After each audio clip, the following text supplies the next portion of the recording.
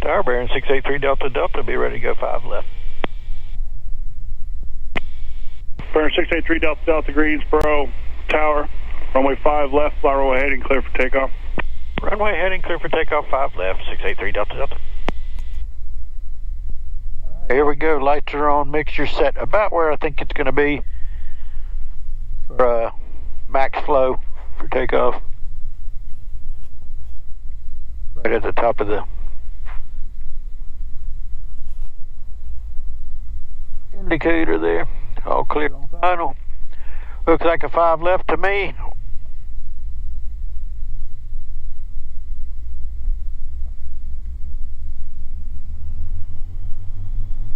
Alright, power's coming up.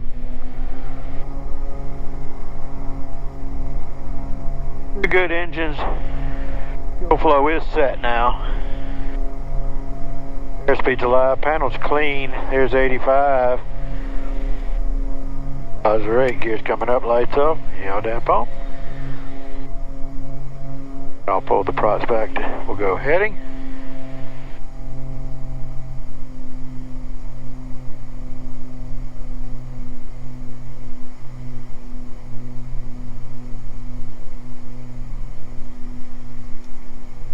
Vertical speed, we'll shallow that out. We're doing 1,300 foot a minute. We don't need that much.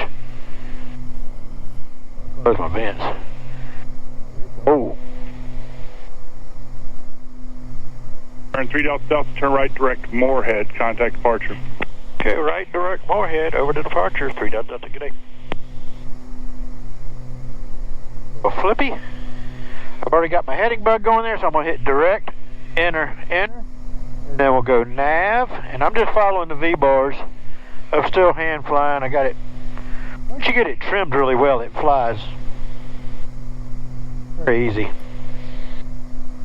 Great for departure, Baron 683 Delta Delta is 2.1, climbing 3,000, direct over. November 0 Delta Lima, contact Raleigh approach on 132.35.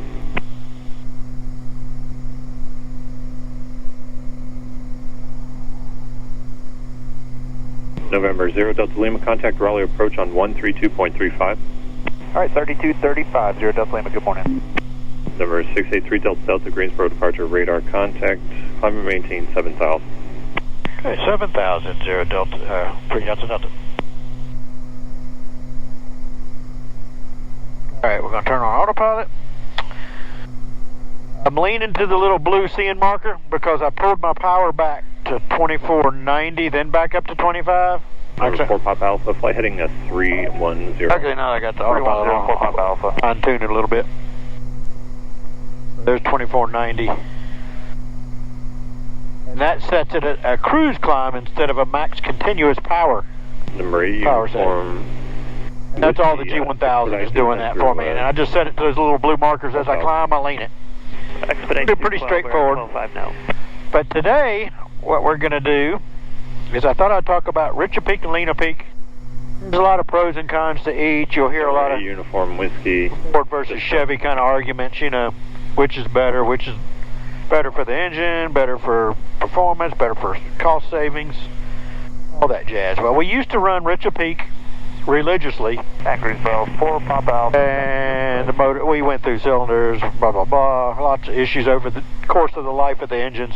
Eventually we got these factory overhauled. And since then, we're running Lena Peak. Because towards the end of the life of the previous engines, contact approach on 124.35. we started running Lena Peak and we saw that definitely cooler temperatures. So what I'm going to do is when I get to altitude, I'm going to set my power to Richer Peak performance charts out of section 5 in the POH. Number 8 uniform. They've got all the cruise power settings. Your route supervisor. I'm going to do 20 degrees Richer Peak. We'll get it all trued out, see what what our airspeed is, what our fuel flow is going to be, and what our temperatures are going to be. Sand Hills, then I'll let it get stable. We'll get a snapshot of that, and then I'm going to go Lena Peak, and I'm going to show you how fast readback is correct. cylinder head temperatures come down when I set this power setting. I've talked to in the past about using the lean assist. You hit this engine button, then lean, and then lean assist, and it works. But you know, these probes, if they're not it's not an exact science. These probes over time, some of them have been replaced, some of them are newer than others. So I don't trust that they're perfect, you know, I don't know how you check the accuracy of these probes. Because I've done it before and it'd be half a gallon difference between left and right engine. And it shouldn't be. They should be, the engines aren't running that differently. So I use the book numbers. Remain outside the class, actually 75 Romeo Charlie. I'll show you what we do. We're going to look at what our ISO temperature is because it's got different charts for different temperatures. 5741. 5741. We'll see what we are. We're going to be close to standard gauge. It's +2 right now. We'll see what it is at altitude. Right heading 230 Delta 53. All right, so I'm going to get it going. 3 Tango Alpha, clear to Southern Pines Airport via direct Sandhills VOR, Sierra Delta 0. I'll get it at cruise and we'll start back. And then I'm going to take the camera down and I'll zoom in on my panel, show you what I'm doing. So stay tuned.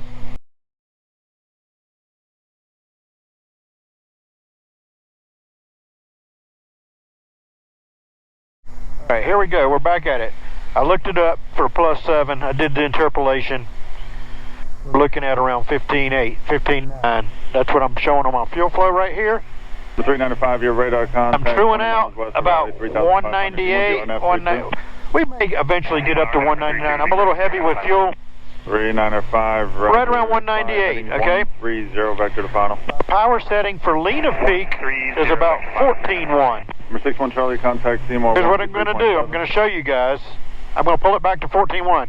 But I'm going to show you on here, the temperatures right now are running 177, 186. That's another reason why I don't trust these gauge probes 100%. I think they're probably, the engines should run pretty close to the same, but anyways, that's 177, 186. Okay, at 14.8. Or 15.8. I'm gonna pull it back to 14.1 now. Let's pull it, and you'll hear it run a little rough as it gets right at peak. We went past it. We kind of scooched past it pretty quickly. Back up to 14.1. I'm barely touching the mixture controls to bump it back up to 14.1. So there's 14.1 aside. We're pretty darn close, right? Now watch our temperatures come down. I'll come back to it, but they're trickling down right now as we speak. So I'm going to come back to it. And we're going to give the true airspeed time to slow down too. So we'll see what we get when we get maybe about 5 minutes. I'll check back. All right, we're back. I've had the time for the speed to stabilize. I'm truing out about 189, 190. So I gave up about 10 knots, and now my temperatures are 165 and 169, 170. So I gave up about almost 20 degrees. They're running 20 degrees cooler, and I gave up about 10 knots. Right. So the other thing I'm going to look at, here's my little piece of cheat sheet paper. 03 Tango, Roger. Once I hand you over burning to Greensboro, about 1.8 gallons per hour less per side, so times 2 is 3.6. Times 2 hours, because that's what my normal flight time down and back is about 7.2. Then multiply that by $6 a gallon. I save about $43 in fuel.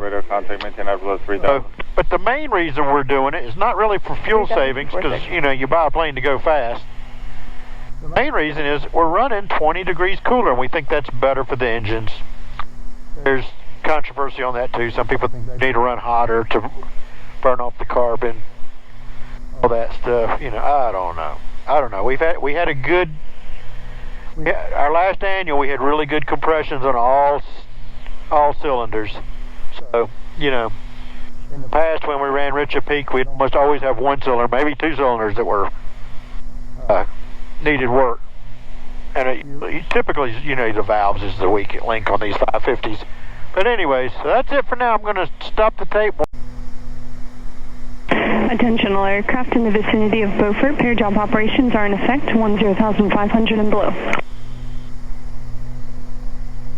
All right, we got to watch out for the skydivers. Jeez Louise.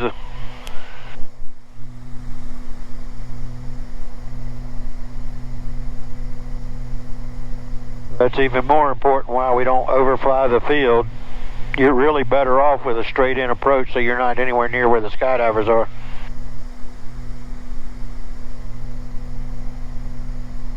If you entered on a downwind for something, you kind of, you know, you're half a mile from the runway, they could be over there. You're really safer to do a... That's what we'll do. And they'll announce on the radio sometimes too. Do not overfly the field. Well, don't overfly the field. Don't get too close on the downwind, because, you know, what if the guy's not directly over the field? One radar services terminated. Squawk VFR for exchange briefs.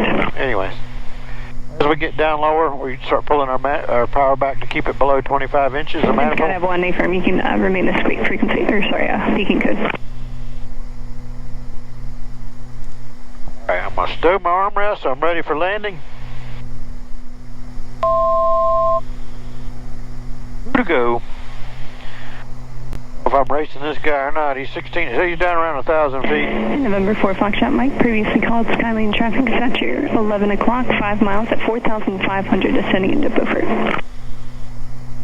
Looking for the traffic 4 Foxtrot Mike. November 3 Delta Delta, traffic at your 12 o'clock, 8 miles, is a Cessna at 3,000 southbound, VFR. Alright, we'll be looking 3 Delta Delta. We've got the field in sight. We'll go ahead and cancel IFR. November 3 Delta Delta, IFR cancellation is received. Squawk VFR, frequency change is approved. 3 Delta Delta, thank you. Alright, so we're going to go into heading mode. We'll go to the right just a little bit. Hit procedure, activate vectors to final. When we get outside of his little airspace, we'll start down. I wasn't cleared through the Delta. Once we get past him, I'm going to set 1,000 feet. We'll get past his airspace first. Alright, I'm going to pull the power back. Like 17 inches or so. We'll go mixture rich.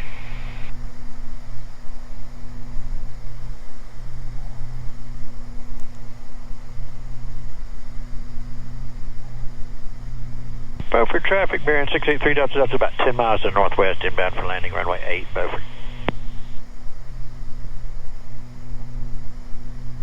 Alright, here we go, we're past his airspace.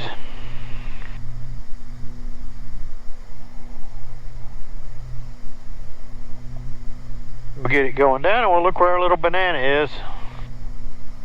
Basically tells me where my bottom of descent's going to be. Crank it over this way a little bit because we're going to have to lose some speed. There's my gear horn. So I got it pulled back about as far as I can without the gear horn warning going off.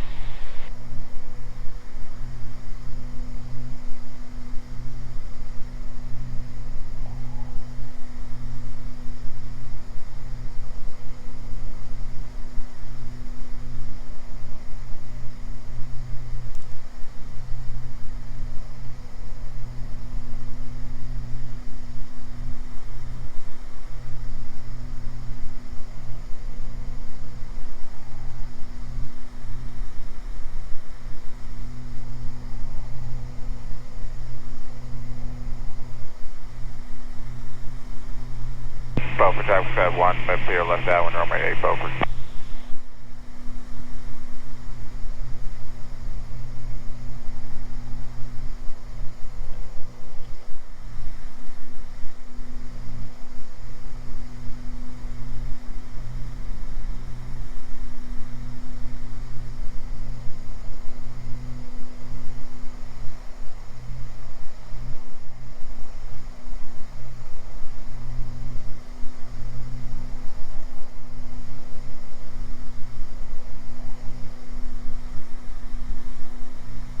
The airport over there, there's the bridge going to Atlantic Beach.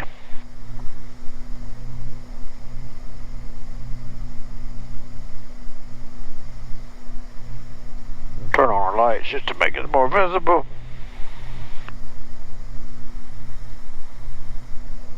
Beaufort traffic Fed 1, based upon runway 8 Beaufort.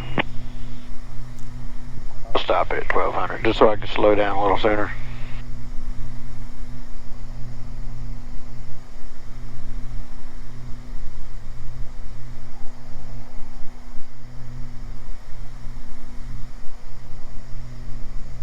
Yeah, Beaufort traffic, 3 Delta Delta's on about an 8 mile final runway 8, Beaufort.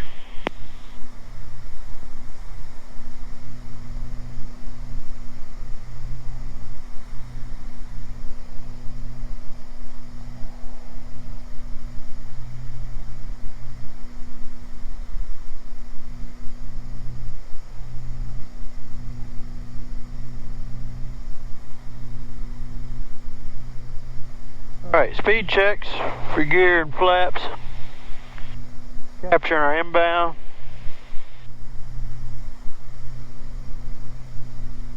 No vertical guidance on this one, so we just gotta guess when we're ready to start down.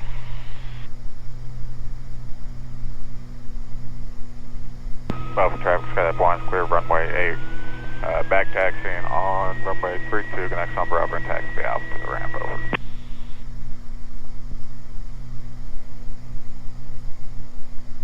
Hey guys, somebody get the avgas truck.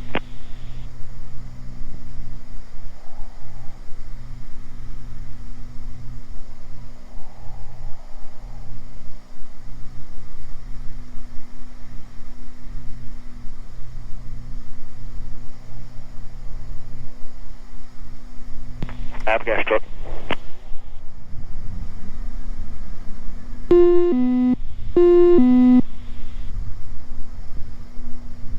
Alright, we'll start down. Oh, it does say have a glide path, but I don't have one on this one.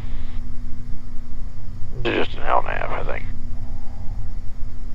I don't know why I got it up there. Maybe because when I hit approach, it just armed it, even though there's not one. I didn't realize it would do that. But anyway. Crossing 213 on Bravo, Beaufort. Beaufort traffic, 3 Delta Delta's on about a 3 mile final, runway 8, Beaufort.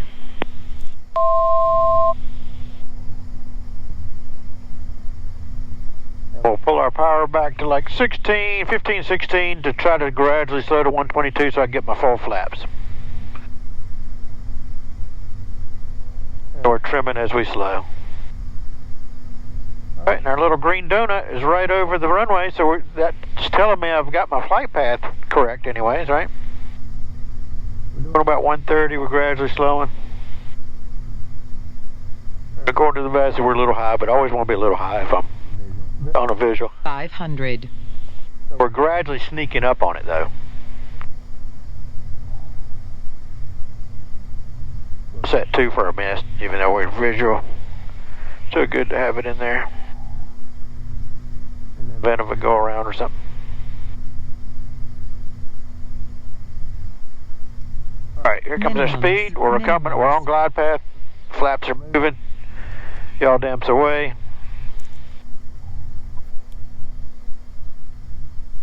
Up sinks off.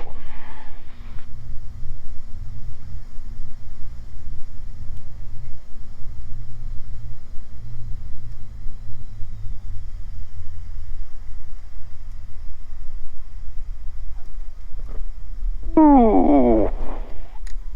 Oh baby. Yeah, we're gonna open our cow flaps, props go forward, and we're just gonna roll down. To the end. Very good, we'll retrim. And then as I get slow, I'll bump it up to 1,000. So that's it for now. Thanks for watching. Be sure to like, share, subscribe, and we'll see you on the next one. Thanks for watching.